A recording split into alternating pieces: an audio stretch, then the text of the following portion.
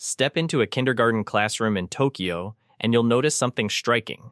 4-year-olds sitting through a 40-minute origami lesson without fidgeting, zoning out, or acting up.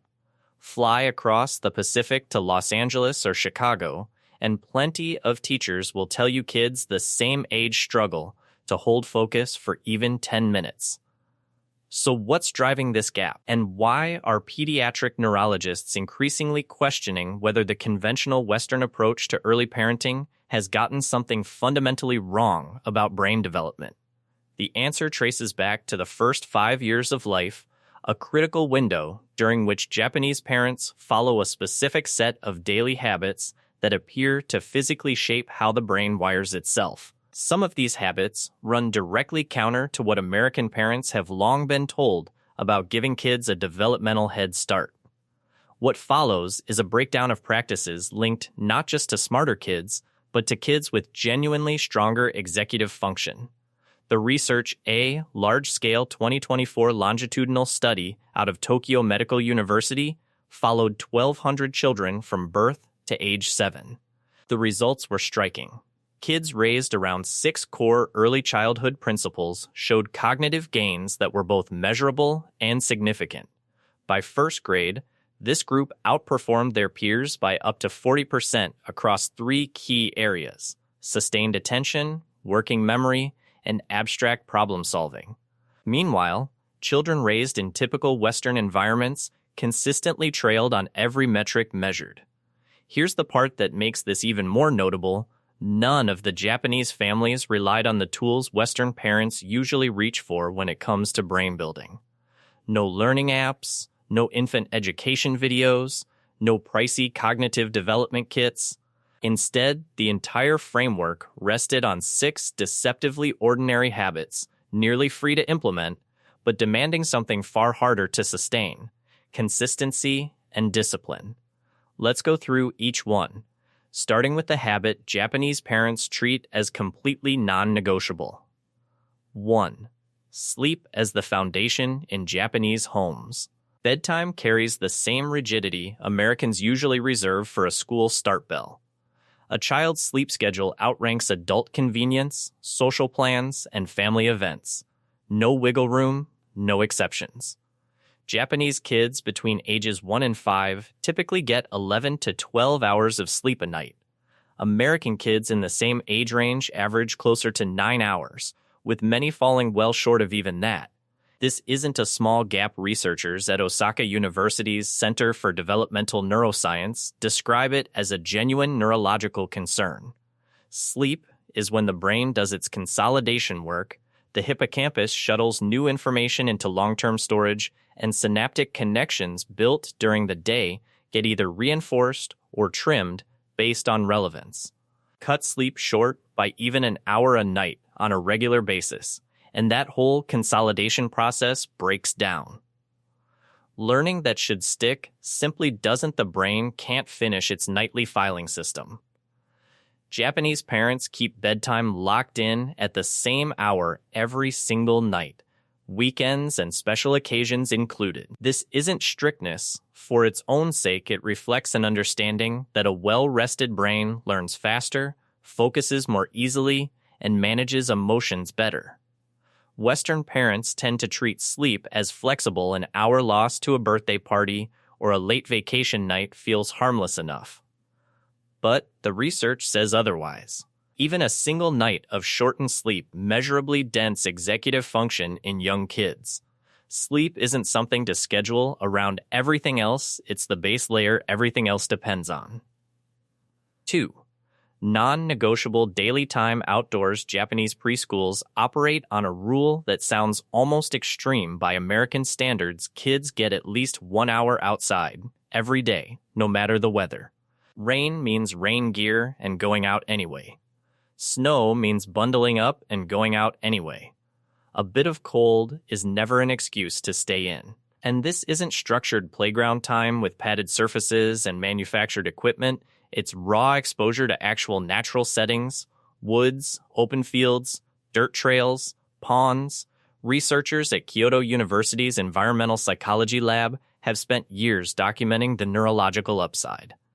Time in nature measurably lowers cortisol, the stress hormone that, when chronically elevated, interferes with prefrontal cortex development, the part of the brain that governs attention, impulse control, and decision-making. A prefrontal cortex that develops under lower stress matures more fully and works more efficiently. Kids who spend real time outdoors show longer attention spans, steadier emotions, and better self-regulation, not just anecdotally, but in lab testing too. Japanese parents don't treat outdoor time as a weather-dependent bonus, they treat it as a daily biological need, on par with food or water. Kids dig in dirt, climb trees without hovering adults, chase bugs, and notice the seasons changing on their own. It's not entertainment, it's essential wiring work.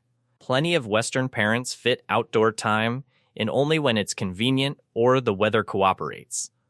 In Japan, it happens by design, every day, regardless. 3. Strict limits on screens. This is usually the habit that draws the most pushback from modern parents, and it might be the most important one. In Japanese households, kids under 3 typically get 0 screen exposure. None at all. From 3 to 6, screen time caps out around 30 minutes a day, usually educational and closely supervised. Compare that to the US, where kids aged 2 to 5 now average 4 to 6 hours of screen time daily. That's not a small gap, it's an entirely different developmental world. Brain imaging research out of Tokyo has found that heavy early screen exposure leaves a physical mark. MRI scans show measurably lower white matter density in regions tied to language processing, reading, and higher-level thinking. These aren't hypothetical risks, they're changes visible directly on a scan. The American Academy of Pediatrics has updated its own guidance multiple times, now recommending no screens before 18 months and tight limits after that, though. Actual compliance stays low. Because screens solve an immediate parenting problem, they occupy a child and buy the adult a break. Japanese parents take the harder road because they understand the trade-off. Every hour spent passively watching content is an hour not spent building real neural pathways through movement, touch, and human connection. Young brains are remarkably moldable, and the patterns set early become much harder to shift later. The short-term convenience of a screen creates a longer-term cognitive cost. 4. Deep hands-on sensory experience. Japanese kids spend real chunks of every day handling actual physical materials, water, sand, soil, clay, fabric, wood. They help in the kitchen, feeling textures and watching things transform. They work in gardens, handling plants and tools directly. None of this is throwaway play, it's intentional. Researchers at Nagoya University's Developmental Neuroscience program have shown that hands-on exploration lights up multiple brain regions at once. Shaping clay or pouring water forces the brain to combine sensory input, motor control, spatial reasoning, and problem-solving, simultaneously producing what's called integrated learning, building networks that are both stronger and more flexible than anything built by passive watching. In practice, give kids access to real materials. Bring them into meal prep so they can touch and smell ingredients. Offer clay for open-ended shaping.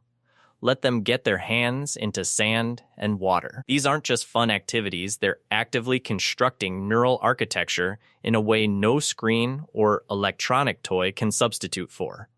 Japanese parents consistently choose real, physical sensory experience over anything virtual, because a developing brain needs actual physical interaction to wire itself well. A toddler needing real bread dough gets exponentially richer input than one tapping a tablet. The learning is embodied and sticks in a way digital interaction just doesn't.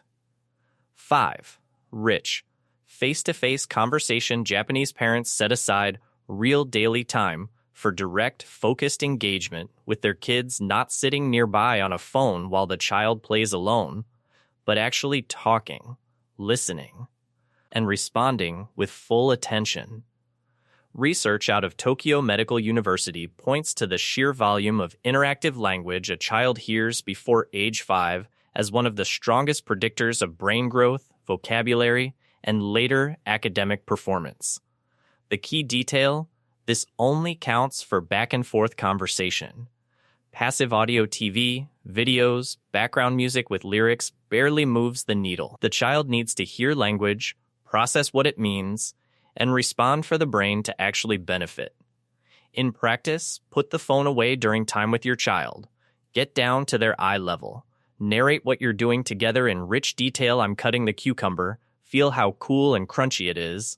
Ask real questions and actually wait for the answer. Build on what they notice instead of quizzing them. These small exchanges add up. Language builds cognition. Cognition builds executive function. And executive function underlies nearly every academic and social skill later on.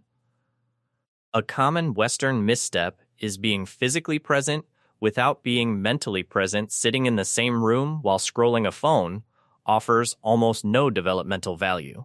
A child's brain grows through genuine relationship, not passive supervision. Undivided attention might be the single most powerful developmental tool available, and it costs nothing but focus. Putting it together, the full framework boils down to 6 habits. Protect sleep with total consistency, 11 to 12 hours a night, no exceptions. Guarantee daily outdoor time in nature, regardless of weather. Keep screens strictly limited, none before age 3, minimal after. Encourage frequent movement and active play. Provide rich, hands-on sensory experiences with real materials. And commit to substantial, genuine, face-to-face conversation every day. Together, these 6 habits build brains capable of sustained focus, efficient learning, and long-term growth, not because academic skills were pushed early, but because the foundation underneath them was built first. Which of these 6 is the hardest one for your family right now? Take note of the number that hits closest to home. Coming up next, why Japanese kids show a stronger ability to sit still and concentrate, and the specific daily habit behind it. Effective from as early as 18 months.